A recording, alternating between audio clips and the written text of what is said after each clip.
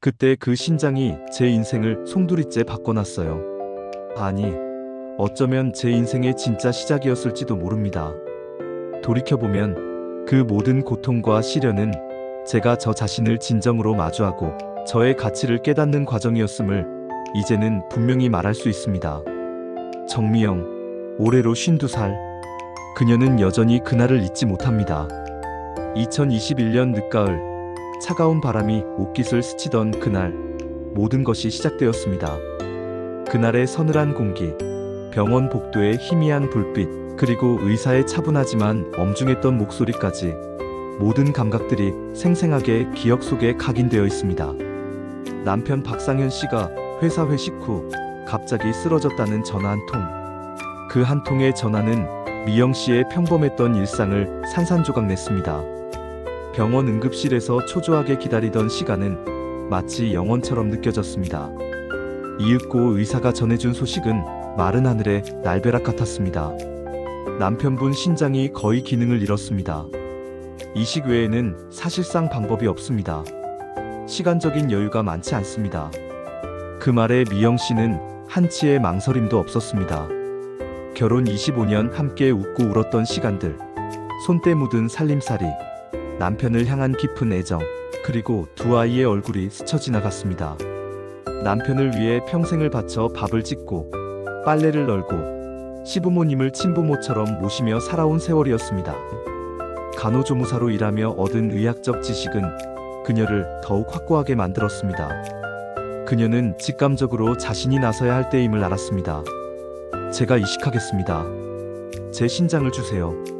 다른 어떤 방법보다 가장 빠르고 확실한 길이라고 생각합니다. 그녀의 목소리에는 단호함과 확신이 가득했습니다. 사랑하는 사람을 살리기 위한 숭고한 희생이었습니다. 수술은 성공적이었습니다. 의사는 놀랄 만큼 빠른 회복이라며 칭찬을 아끼지 않았습니다. 미영 씨는 자신의 몸이 아픈 것보다 남편이 무사히 깨어나 건강을 되찾는 것에 더 큰 기쁨을 느꼈습니다. 그러나 퇴원 후 집으로 돌아온 남편의 첫마디는 그녀의 가슴에 비수처럼 꽂혔습니다. 나 살려준 건 고맙지. 근데 이거 가지고 평생 갚으라는 말은 하지 말아줘. 괜히 생색내지 말고. 그것은 미영 씨의 가슴에 처음 박힌 못이었습니다.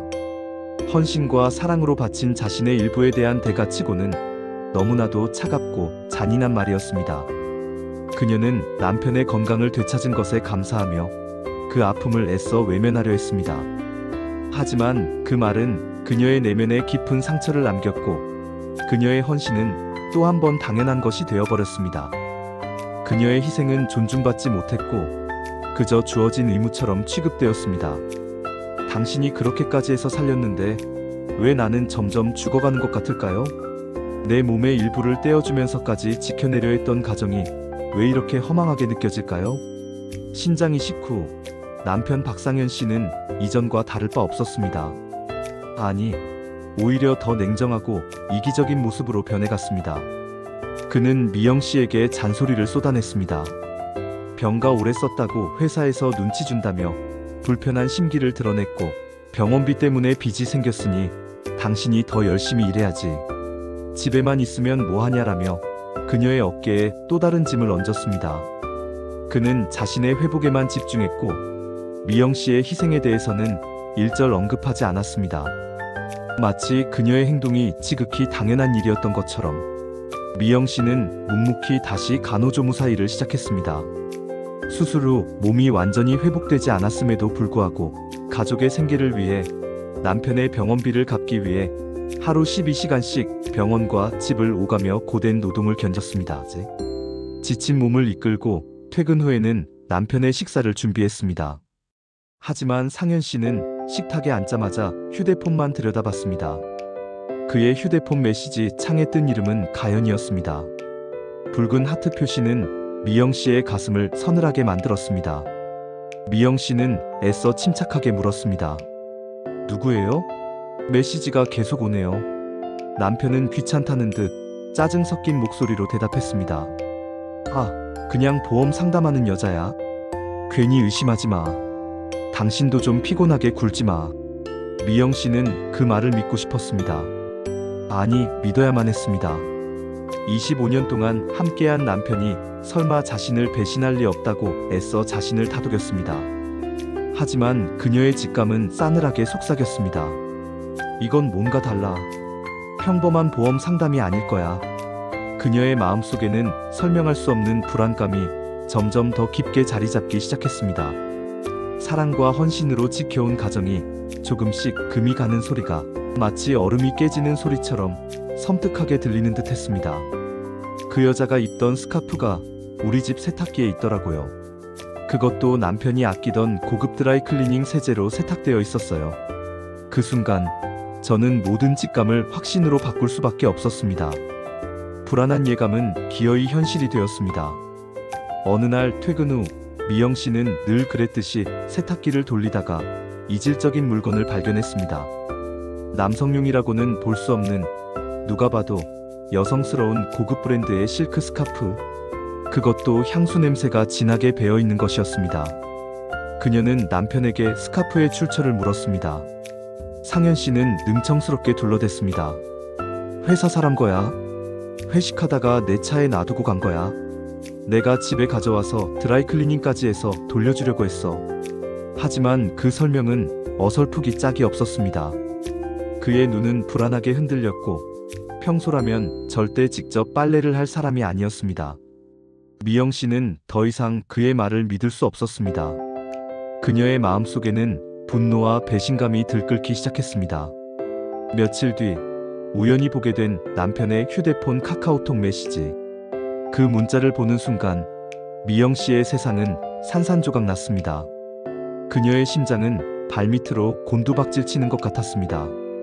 마치 천길 낭떠러지에서 떨어지는 듯한 충격이었습니다. 오빠, 다음 주 제주도 가는 거 취소하지 말자. 미영 씨 핑계 대면 되잖아. 제주도에서 우리만의 시간을 보내고 싶어. 그 문자를 보는 순간 결혼 25년 헌신적인 사랑과 희생으로 지켜왔던 모든 것이 한순간에 무너져 내리는 절망감을 느꼈습니다. 그녀는 주저앉아 한참을 울었습니다. 가슴을 쥐어짜는 듯한 고통이었습니다. 하지만 슬픔에만 잠겨 있을 수는 없었습니다. 그녀는 간호조무사였지만 이 순간만큼은 냉철하고 치밀한 수사관이 되어야 했습니다. 모든 것을 기록하기 시작했습니다. 남편의 통화 내역, 카드 명세서, 호텔 예약 문자, 그리고 그 두 사람의 다정한 모습이 담긴 사진들까지. 그녀는 증거를 차곡차곡 모으며 복수의 칼날을 갈기 시작했습니다. 침묵 속에서 그녀는 더욱 강해지고 있었습니다. 당신이 준 신장 덕에 살았으면서 이제는 다른 여자랑 살겠다고요?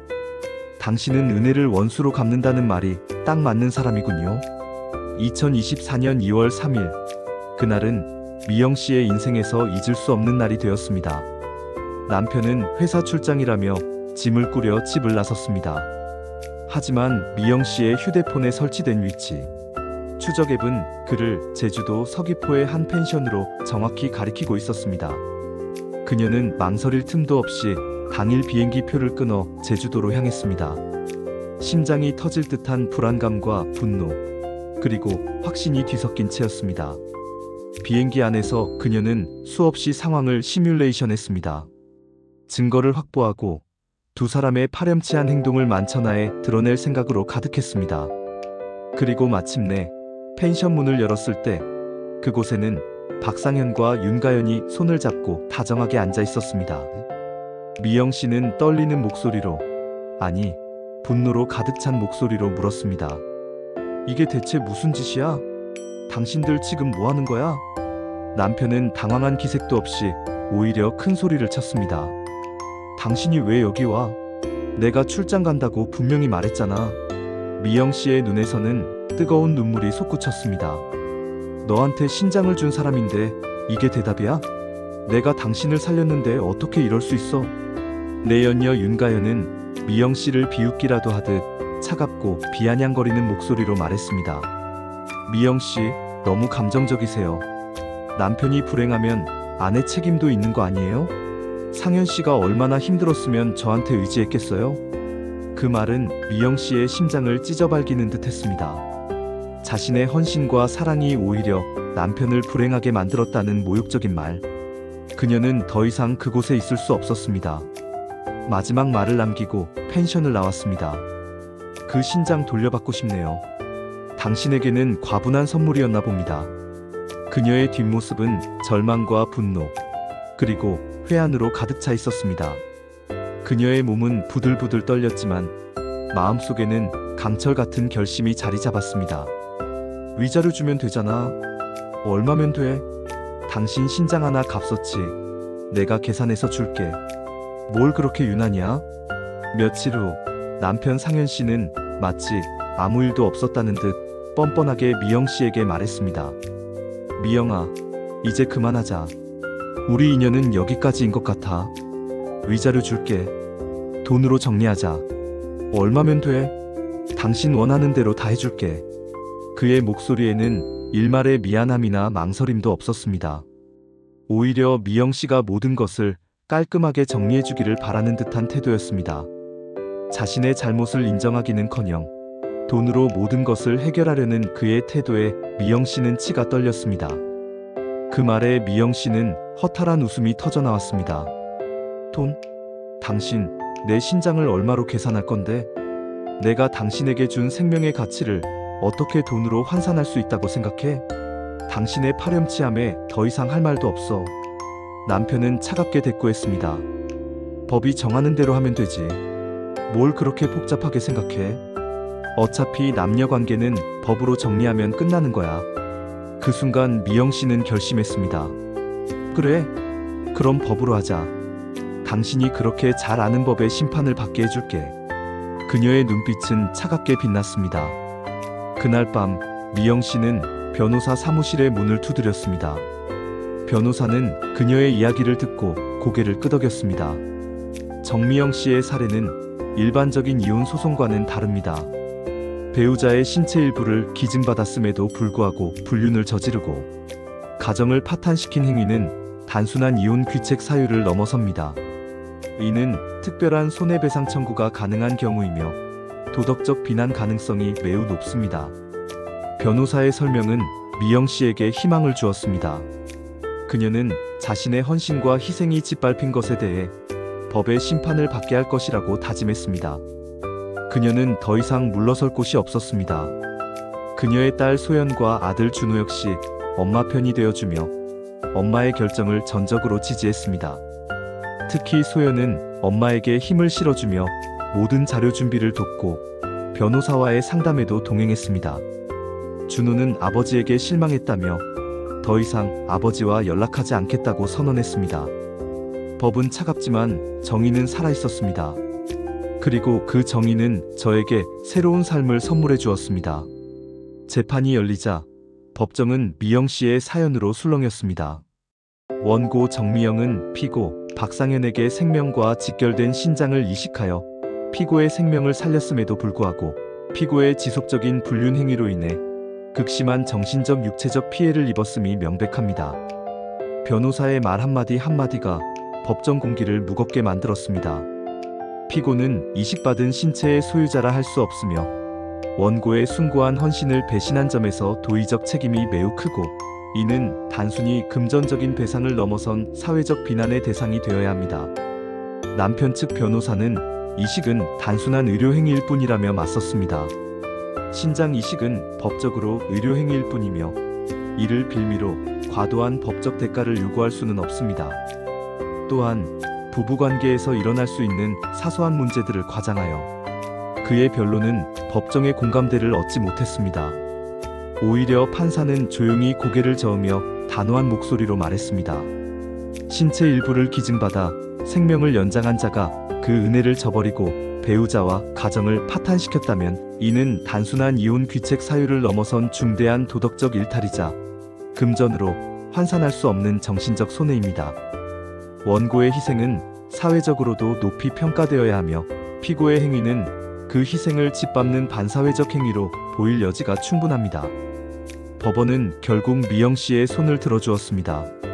남편에게 위자료 8천만 원, 그리고 불륜녀 윤가연에게 위자료 3천만 원, 더불어 두 사람에 대한 접근 금지 명령까지. 법정의 공기는 무거웠지만 미영 씨의 마음속에는 한 줄기 빛이 스며들었습니다. 법은 차갑지만 정의는 살아있다는 것을, 그리고 헌신이 짓밟혔을 때 법이 그 존엄을 지켜줄 수 있음을 증명해 보였습니다. 돈은 다시 벌 수 있지만 믿음은 한 번 잃으면 평생의 빚이 된다는 말이 현실이 된 순간이었습니다. 미영 씨는 법정 문을 나서며 비로소 자유로움을 느꼈습니다. 돈이 아니라 제 삶을 되찾은 거예요. 잃어버렸던 저의 존엄과 행복을 되찾았으니 이제 저를 위해 살 시간입니다. 판결 후에도 남편 상현 씨는 매달 미영 씨에게 전화를 걸었습니다. 미영아, 제발 우리 다시 생각해보자.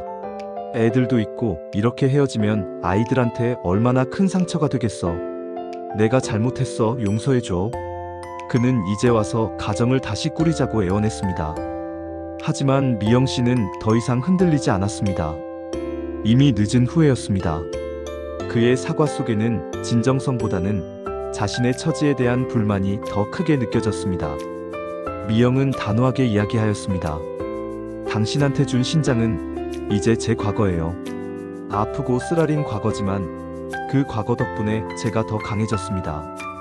그걸로 당신이 살았다면 이제 나도 나답게 살아야죠. 당신의 인생이 아니라 저의 인생을 살 겁니다. 미영 씨는 간호조무사 일을 그만두고 요양보호사 자격을 새로 땄습니다. 이제는 저처럼 상처받고 힘들어하는 사람들을 돌보고 싶어요. 저의 경험이 그들에게 작은 위로나마 될 수 있다면 더 바랄 게 없습니다. 그녀는 자신의 경험을 통해 다른 사람들에게 위로와 희망을 주고 싶었습니다. 딸 소연은 엄마를 따뜻하게 안아주며 말했습니다. 엄마, 이제야 진짜 엄마 같아요. 그동안 엄마는 아빠 그림자 속에서 살았잖아요. 아들 준호 역시 엄마의 새로운 시작을 응원하며 봉사활동에 함께 참여하는 등 적극적으로 지지했습니다. 그들의 지지와 사랑은 미영 씨에게 큰 힘이 되었고 그녀는 비로소 온전한 자신으로 살아갈 수 있게 되었습니다. 진짜 반전은 제가 저 자신을 다시 사랑하게 된 거예요. 이 상처를 통해 더욱 아름답고 단단한 저를 발견했습니다. 1년 후 미영 씨는 친구 소개로 한 남자를 만났습니다. 김도윤, 57살의 대학병원 의공학 팀장이었습니다. 처음에는 지난 상처 때문에 경계심이 앞섰지만 그는 달랐습니다. 따뜻한 눈빛과 진심 어린 말 한마디 한마디가 미영 씨의 얼어붙었던 마음을 녹였습니다. 그는 미영 씨의 과거를 이해하고 존중해 주었습니다. 그녀의 희생과 강인함을 진심으로 칭찬해 주었습니다. 정미영 씨, 당신은 누군가의 그림자였던 적이 있지만 이제는 스스로 빛을 내는 사람이네요. 당신의 용기와 강인함은 주변 사람들에게 큰 울림을 줍니다. 당신은 충분히 사랑받고 존중받을 가치가 있는 사람입니다. 그의 말에 미영 씨는 눈시울이 붉어졌습니다. 오랫동안 잊고 지냈던 자신의 가치와 존엄을 다시금 느끼게 되는 순간이었습니다.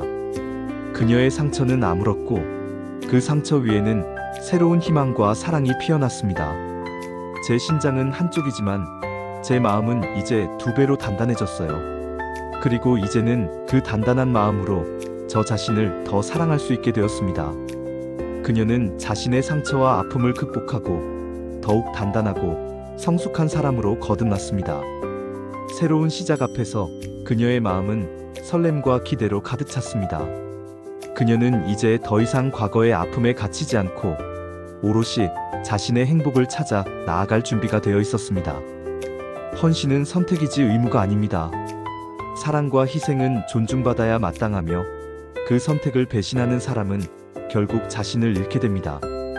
그리고 진짜 반전은 타인을 위한 희생 속에서 잃어버렸던 나 자신을 되찾는 것에서 시작됩니다.